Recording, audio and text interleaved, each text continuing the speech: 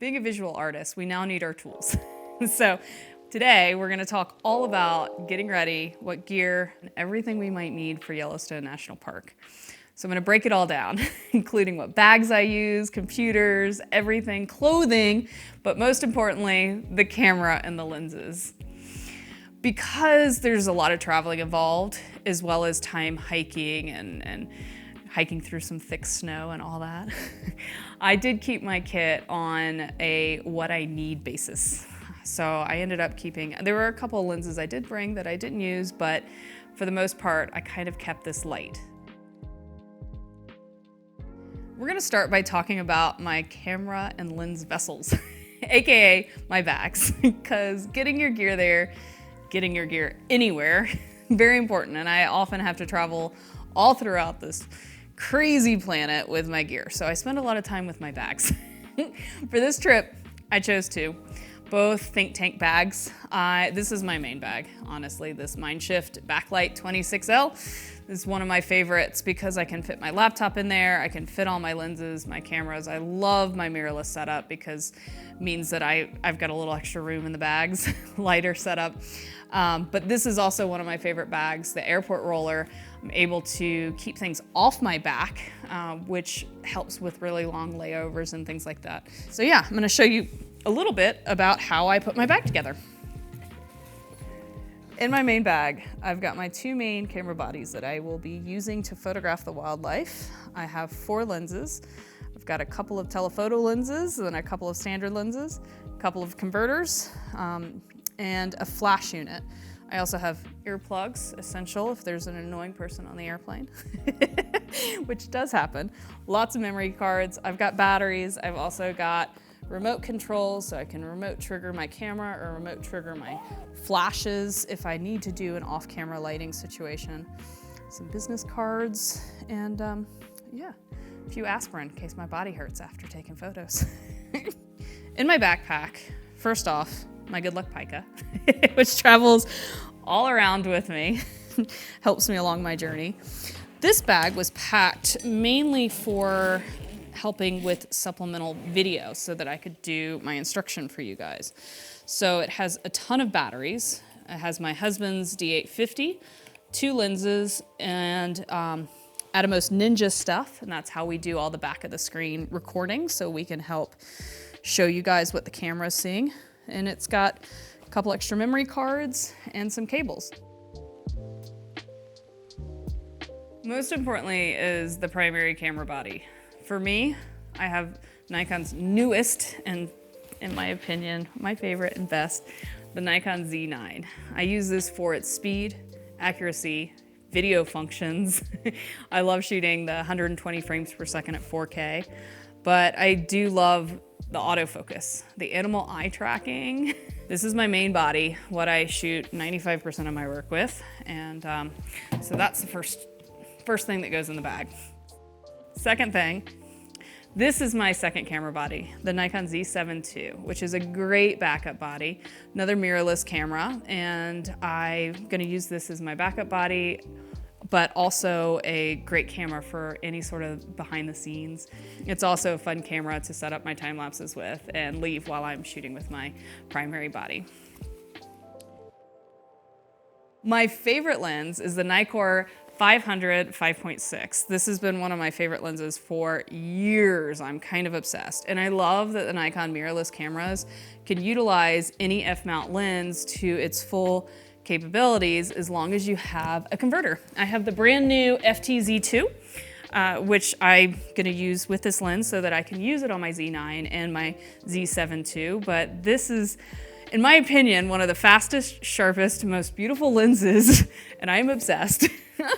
But yeah, so that's my main, one of my new favorites, the Nikon 100 to 400. I love this lens because of its versatilities. It is a mirrorless lens. It is a Z lens. And one of the great things about this lens is not only does it focus far away, but say there's a bird or an animal that's really far away. When it gets a little closer, a lot of times this lens doesn't hit that minimum focus. So this has a great minimum focusing distance. It's got the versatility. I can zoom in and out. And also this lens works really, really well with Nikon's teleconverters. My favorite teleconverter, the 1.4. So that brings this lens even further than a 400. And then the 2X, which will bring the 400 to 800. So using these Z teleconverters will help me get even more distance with this lens. And then two of my other favorite lenses. I love my 21.8. I use this a lot for landscape photography as well as really low light photography. And one of my all-time favorites, the Nikon 105 macro. I'm kind of obsessed with insects. I don't think we're gonna see a lot. It's winter. It's, you know, not the time of year for the insects to be roaming around, but if I get so inclined to start photographing snowflakes or plants, I always carry this lens on me. It's one of my all-time favorites. These two are like always in my bag, as well as the 24-70. They're like my main go-to lenses. I did end up getting the Z7 II with a kit lens. I'm not a big 24-70 person, but I love being able to get photos of the group pictures of all of us when we're out, or the behind the scenes. And this lens has performed, and it's become a lens that I keep in my bag all the time because of its sharpness, because of how lightweight it is, and how easy it is to carry. So yeah, I like my kit lens. Like, I love my kit lens, which I never thought I would say that because I'm usually like a 2.8 type person, and this is an f4, but it's a great lens. All camera gear needs good accessories. Here are some of the things that I bring to be a creator on the road. First and foremost, my Asus ZenBook Pro Duo. I love this laptop because it has, while it's a small laptop, it still has space because it has two 4K monitors. So I can use this monitor here for my film strip if I'm using Lightroom, or I can use it for a timeline if I'm doing video, and I can maximize the size of the image that I'm editing here.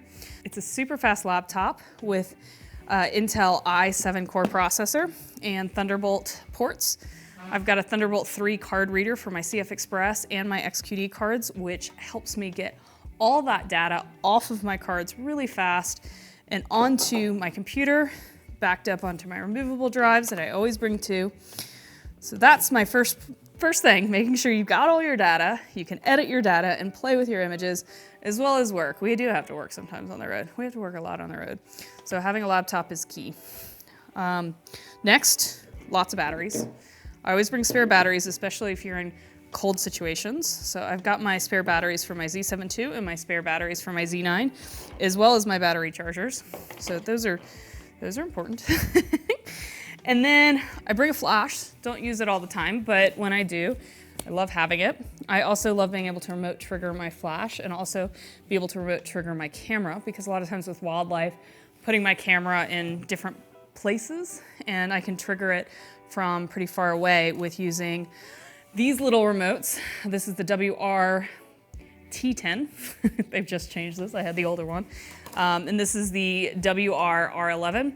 And I can trigger my camera after I've put this device in there. I can trigger it from pretty far away. And I can also trigger my camera if I'm looking for higher images. A lot of times I'm putting my camera on this little light stand that I like carrying around. And I can put my camera super high in the air and trigger it. This extends a lot farther than that, but that way I can just trigger it this way.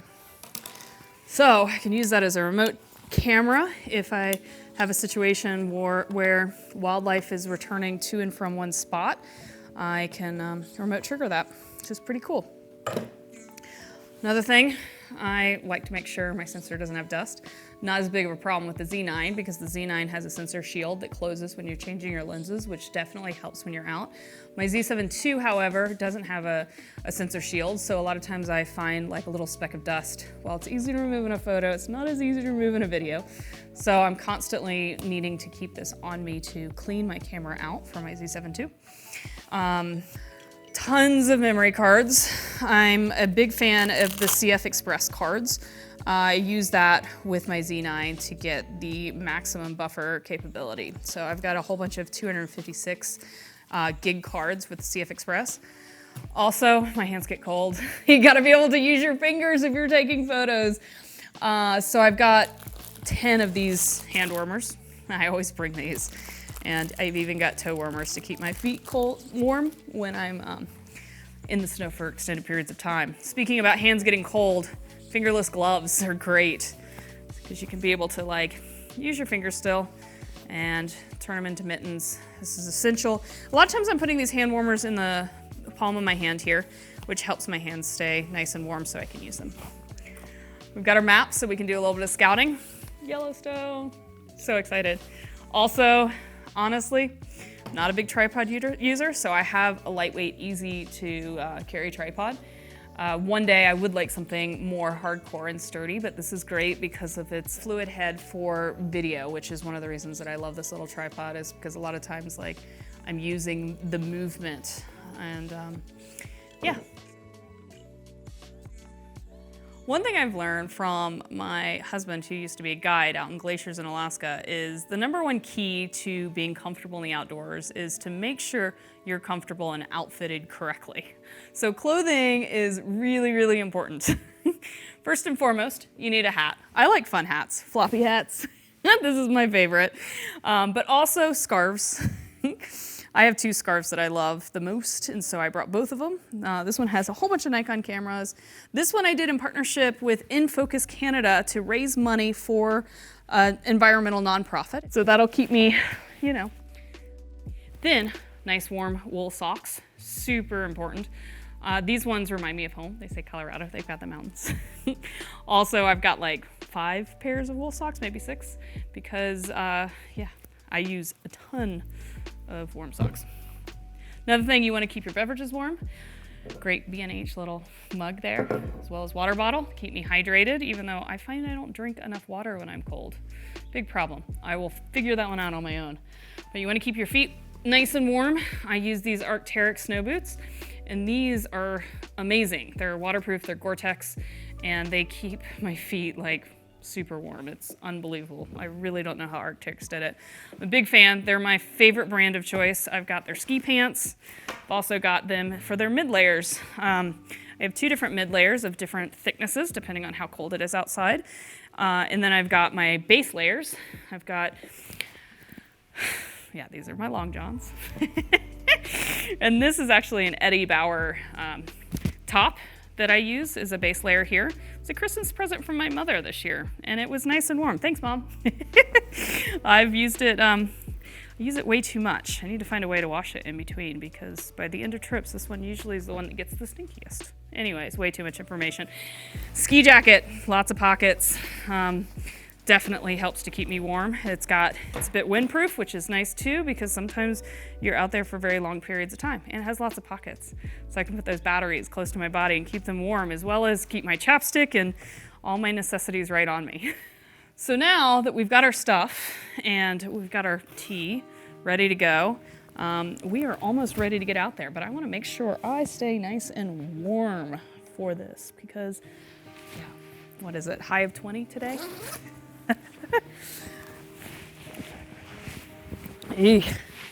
I'm ready. My camera's all ready. It's packed in my bags. I'm all ready. I'm nice and warm. I think I'll be able to do this. Next step is going to be to make sure we understand what wildlife we're photographing, how to approach it, and what we can do to make sure we stay ethical with our photography.